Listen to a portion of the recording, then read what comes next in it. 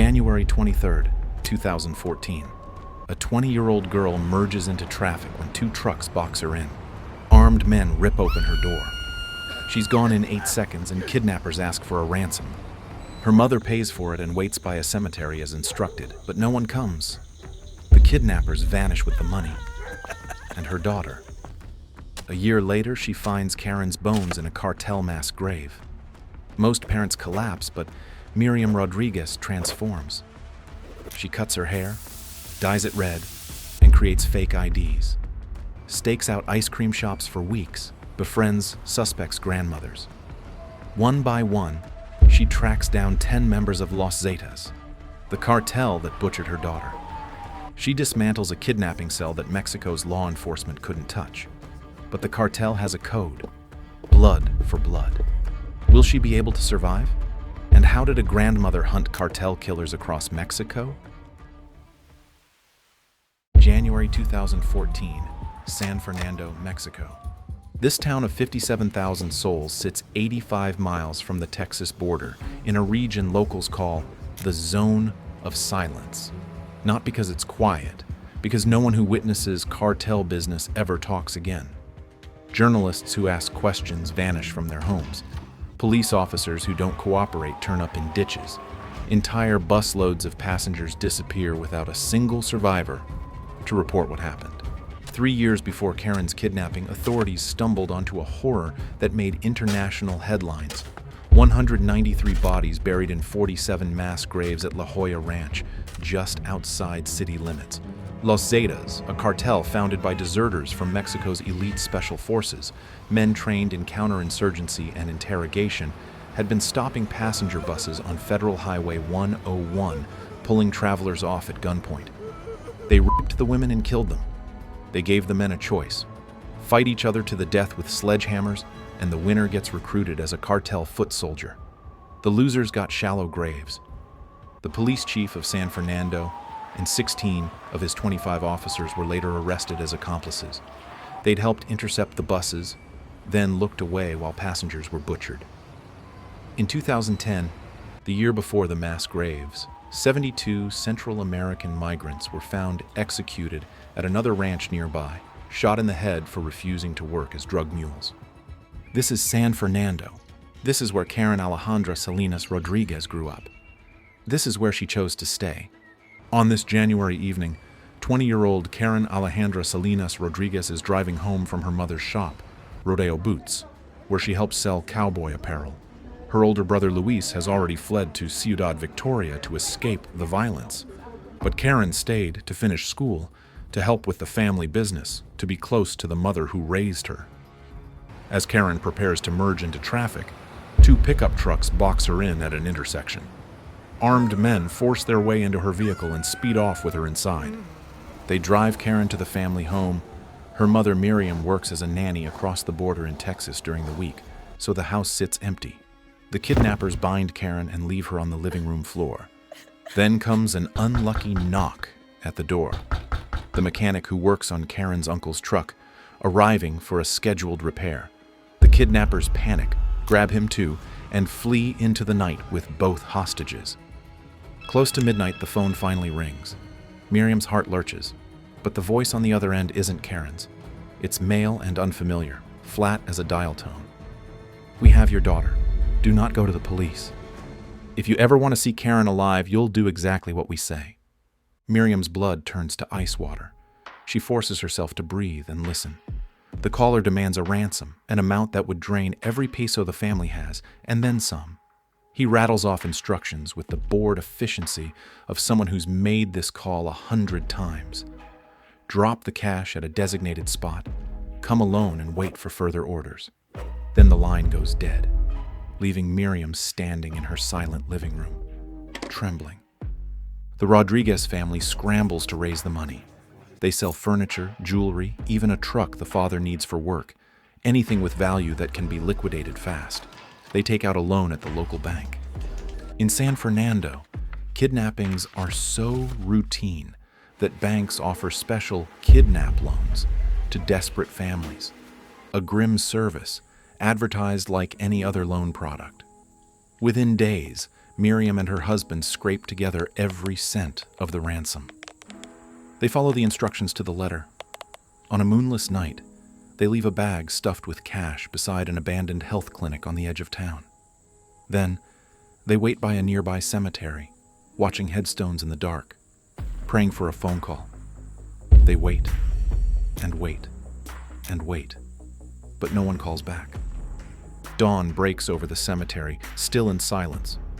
They've done everything right, paid the ransom, obeyed every demand, and their daughter is still gone. What would you do next? Most parents would crumble under such helplessness, but Miriam refuses. Miriam does something different, something no other family in San Fernando has attempted. She demands a face-to-face meeting with the cartel. To her shock, they agree. She sits down with a slender young man at El Jr., a restaurant in town. A radio hangs from his belt, crackling constantly with voices she can't quite hear. He insists the Zetas don't have her daughter. Probably another crew, he says, with a shrug, but he offers to help locate Karen for a fee of $2,000. Miriam pays. She has no other options. During their conversation, she catches something through the static. Someone calling a name. Sama. A week later, Sama stops answering his phone. Other callers surface, claiming to be the real kidnappers. They need just a little more money, $500, and Karen will be released. The family pays, though they doubt it will work. More calls follow, more payments. Each time, hope flickers briefly before dying. Eventually, the calls stop altogether. The silence that follows is the loudest sound Miriam has ever heard. Miriam takes this single lead Sama to the local police station and demands answers. The officers listen, fill out paperwork with the enthusiasm of men filing tax returns, and shrug. In San Fernando, law enforcement is a phantom, underfunded, outgunned, and thoroughly penetrated by cartel informants. Asking police to investigate Los Zetas is like asking the fox to investigate the henhouse. One sweltering afternoon, nearly a year after Karen's disappearance, Miriam drives her old truck to an abandoned ranch on the outskirts of town. It's a known dumping ground, one of many killing fields scattered across Tamaulipas, where no one dares ask questions about the shallow graves scarring the earth. Following a rumor whispered by a neighbor, Miriam combs through dirt and scrub, sweat soaking through her blouse. Then she sees it, half buried in the dust, caught on a thorn bush, bleached by sun and rain. A faded purple scarf. Miriam's trembling fingers recognize the fabric instantly. She bought that scarf for Karen at a market in Matamoros 2 Christmases ago. Miriam's last ember of hope extinguishes. She sinks to her knees in the dirt of that desolate ranch, clutching the purple scarf against her heart, and something fundamental shifts inside her. The naive mother, who trusted the system, who believed that paying ransoms and filing police reports would bring her daughter home. That woman is gone. In her place kneels someone with nothing left to lose. That evening, Miriam sits her eldest daughter, Azalea, down in the kitchen. Karen isn't coming back. I'm going to find every last one of the people who did this to her. And Azalea watches something fundamental shift in her mother's face. Grief hardens into resolve. Despair transforms into purpose. The woman standing in front of her is not the same woman who answered that phone call in Texas. That mother is gone. This one has a mission. How does a 56-year-old grandmother even begin to infiltrate an organization that has corrupted an entire region? And what happens when the cartel realizes someone is picking off their men, one by one? Miriam Rodríguez doesn't look like anyone's idea of a detective. Gray hair and weathered hands. A grandmother's gentle demeanor. That's precisely her advantage. In the weeks after finding Karen's scarf, this grieving mother remakes herself into something new, an undercover operative driven by rage and loss. She cuts her long dark hair short, almost to the scalp, and dyes it a striking fire engine red. The transformation is so dramatic that neighbors walk past her on the street without recognition. Each morning she studies herself in the bathroom mirror, rehearsing new personas. the kindly health clinic volunteer, the chatty census taker, the pious church lady just collecting for the poor. She will become whoever it takes to reach her prey. Soon, whispers circulate through San Fernando's underworld about a mysterious figure, a woman who appears asking innocent questions, then vanishes before anyone can trace her. They call her La Chameleona, the chameleon. Her first target is obvious: Sama, the name she heard on the radio during the meeting, possibly the mastermind who coordinated Karen's abduction and death. So she starts digging. She spends hours hunched over her old desktop computer, scrolling through Facebook profiles of known cartel affiliates, comparing photographs against the fragmentary description she recollected. After weeks of digital detective work, she finds something. A profile picture of a young man in an ice cream shop uniform, arm around a grinning girlfriend. The name on the account is different, but Miriam recognizes the eyes. It's him. And the shop's logo belongs to a chain in Ciudad Victoria, the state capital 2 hours away. Miriam drives to Ciudad Victoria alone and stakes out that ice cream parlor. For weeks, she parks her old pickup across the street, a 56-year-old woman with binoculars and a thermos of cold coffee, waiting for her target to appear. The tedium is crushing, but finally her patience delivers. Sama appears one afternoon, casually meeting his girlfriend after her shift. Miriam's stomach drops, but she forces her hands to stay steady. She follows them, at a careful distance, tracing Sama's route to a small, rented house on a quiet residential block. The next morning, she makes her move. She digs out an old health ministry identification card from years ago. Donning a neat white blouse and clutching an authentic-looking clipboard, she transforms into Maria, a government health worker conducting routine disease surveillance. Under the scorching sun, she knocks on doors up and down the street, asking harmless questions. Has your family received vaccinations? Any cases of fever? Boring small talk, the kind that makes people eager to answer quickly. But every answer builds her map. Within hours, she reaches Sama's neighbors. They chatter freely about the young couple, his odd hours, her ice cream uniform, and a red sedan that picks him up around midnight. By noon, Miriam has Sama's full name, his habits, and that car's license plate. Armed with real intelligence, she drives straight to the police. But this time, she refuses dismissal. She escalates to federal authorities, finding one sympathetic investigator who is stunned by the quality of her reconnaissance, and he becomes an unlikely ally. With federal support, an arrest warrant is issued for Sama. A tactical team storms his house, but Sama is gone. Someone tipped him off, but Miriam doesn't quit.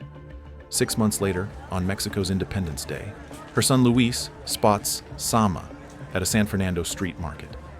Luis calls his mother, hands trembling, and police grab Sama within the hour. Under interrogation, Sama breaks. He spills names, addresses, nicknames, every accomplice he can remember. Miriam's vendetta explodes into full-scale war. By the time Sama finishes talking, she has 9 new targets. She crosses his name off with a firm red stroke. 1 down and 9 to go. But with each arrest, the cartel inches closer to identifying their hunter. How long can a lone grandmother stay invisible before someone realizes who's dismantling their operation? Over the next 18 months, Miriam stalks the remaining names on her list like a predator at a waterhole.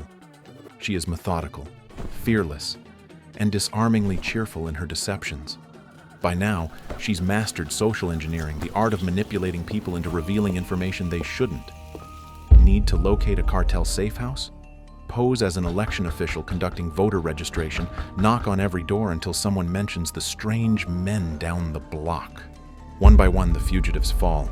Some of Karen's killers flee to distant villages, convinced that distance equals safety. But Miriam tracks them anyway. Suspect number 3, a getaway driver who transported Karen to her death, retreats to a remote ranch in the scrublands. Miriam drives out alone, pulls her truck to the roadside, pops the hood, and pretends the engine has overheated.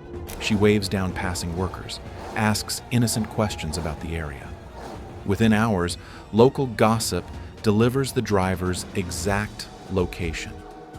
Police descend days later, arresting a man who stares in disbelief when officers tell him a grandmother led them to his hideout. Suspect number 4 tries to vanish from the grid entirely. He's sleeping in his godmother's attic under a false name, convinced no one could trace him through family connections that distant. But Miriam identifies the godmother through patient cross-referencing of social media profiles. She begins volunteering at the woman's church, showing up every Sunday, helping set up chairs for Mass, bringing homemade empanadas.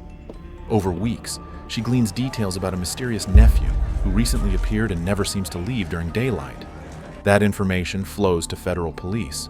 The next week, officers drag the man out in handcuffs during a midnight raid. As arrests pile up, the dynamic shifts. The hunters become the hunted. Imagine the whispers in canteens across Tamaulipas. Hardened sicarios nervously trading rumors about some grandmother detective picking them off, one after another. They probably laughed at first, but the laughter dies when one associate after another vanishes into federal custody.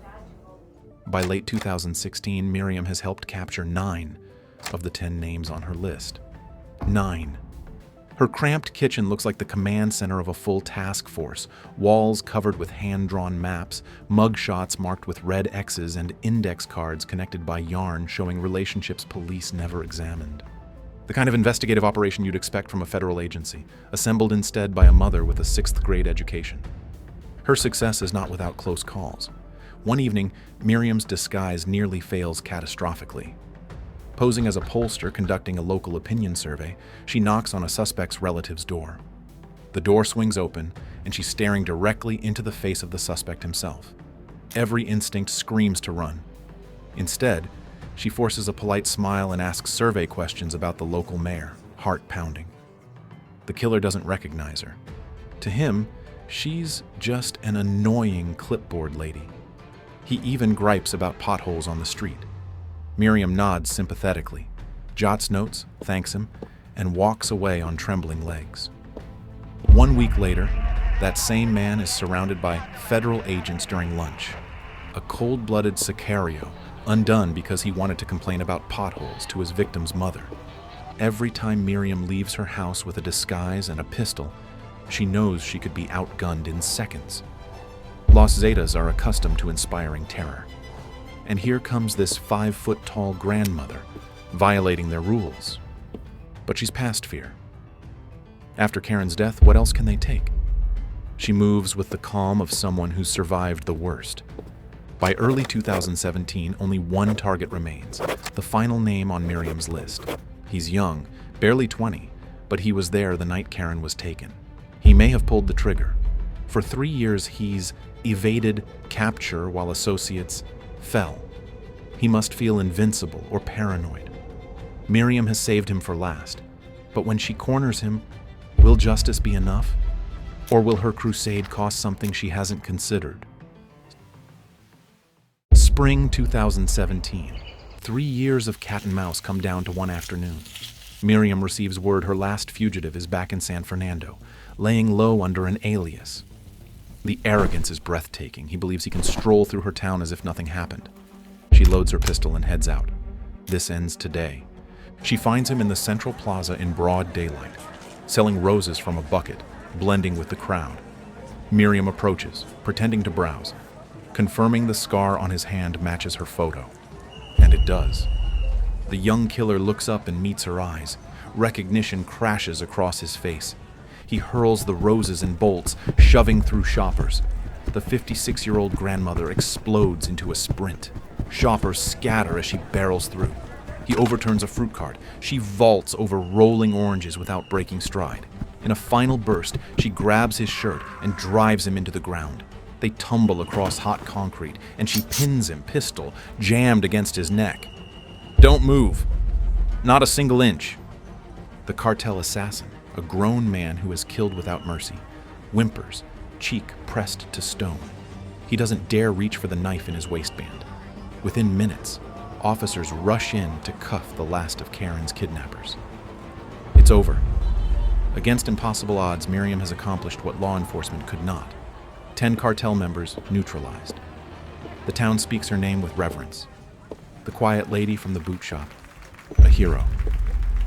But victory carries darkness. Her crusade humiliated Los Zetas. She knows their code. An eye for an eye. The men she imprisoned have friends outside. As summer approaches, several escape in a brazen prison break. Then, rumors spread. One fugitive has promised to eliminate the woman who destroyed their cell. Miriam starts sleeping with her pistol under her pillow. She begs the government for protection, and they send a patrol car to drive by occasionally, a token gesture. Miriam won't let fear rule her. She reinforces her doors, installs motion lights, stays alert while tending Karen's roadside memorial. Neighbors see her pacing each evening, ever watchful. She's become hunter and bait, daring the cartel to make their move. In her notebook, all 10 names are crossed out in red. One margin holds a new entry in pencil: whoever comes next. May 10th, 2017. Mother's Day in Mexico. A holiday that means everything in a country where mothers march in the streets carrying photographs of children who vanished into cartel hands, where entire organizations of grieving women have formed to search mass graves for their missing sons and daughters. Miriam is still wearing the cast on her fractured foot, still maneuvering awkwardly on aluminum crutches. She broke that foot a month ago, chasing down her final target, and the bone hasn't fully healed. Neither has she. She's been staying again with her estranged husband in the small orange house on a quiet residential street. The same house where Karen once lived during the week. The same house where kidnappers bound her daughter on the living room floor over 3 years ago. Every room holds memories. The kitchen where Karen helped prepare dinner, the living room where she was taken, the street outside where Miriam watched her drive away for the last time. At 10:21 p.m., Miriam pulls her car up to the curb and parks. The neighborhood is dark, the streetlights casting weak yellow pools on empty sidewalks. No patrol car in sight. The government protection she requested never materialized into anything real. She climbs out awkwardly, crutches catching on the car doorframe, and begins making her way toward the front entrance. Just a few more steps. She's tired. It's been a long Mother's Day without her youngest daughter. Suddenly, a white Nissan pickup truck rolls up silently behind her, headlights dark. 13 rounds shatter the quiet. The shooters peel away before her body reaches the pavement, tires squealing into the night. Her husband, inside watching television, hears the gunfire crack through the walls like the world splitting open. He rushes outside and finds Miriam face down on the street, a spreading dark pool beneath her. Her crutches lie scattered on the concrete. One hand is tucked inside her purse, fingers still wrapped around the grip of her pistol. She died reaching for the weapon she'd carried for 3 years. She died still fighting. She died on Mother's Day, the cruelest poetry the cartel could compose. A message to every other mother in Tamaulipas who might consider following her path. Within months, authorities arrest 2 suspects. Both had escaped in the March prison break. A third is killed in a shootout with police. But the people who ordered the assassination, the cartel leadership who feared Miriam's activism more than they feared legal consequences, remain shrouded in darkness. In San Fernando, some questions are too dangerous to ask. The city honors her with a bronze plaque in the central plaza. Her son Luis takes control of the collective she founded, San Fernando Missing Persons Collective, an organization of 600 families searching together for their missing loved ones. For a season, people take heart. They find indignation in her death, courage in her example. In June 2017, a month after Miriam's murder, authorities in Veracruz, acting on intelligence she provided before her death, arrest yet another suspect connected to Karen's kidnapping. This woman had personally beaten Karen during captivity, hanging her up and using her as a punching bag. Miriam had found her too. Even from the grave, she was still hunting. 100,000 people have vanished in Mexico since 2007, when the government declared war on the cartels. The conviction rate for kidnapping cases hovers near 5%, meaning 95 out of every 100 kidnappers face no consequences. In this mathematics of impunity, Miriam Rodríguez achieved something nearly impossible. Justice, extracted name by name, disguise by disguise, by a mother who refused to accept silence as an answer. The cost was her life. But the proof remains. Ordinary people can shake the foundations of power, even when that power answers to no law. If you want to see another case of ordinary people with crazy stories, watch the video on screen now.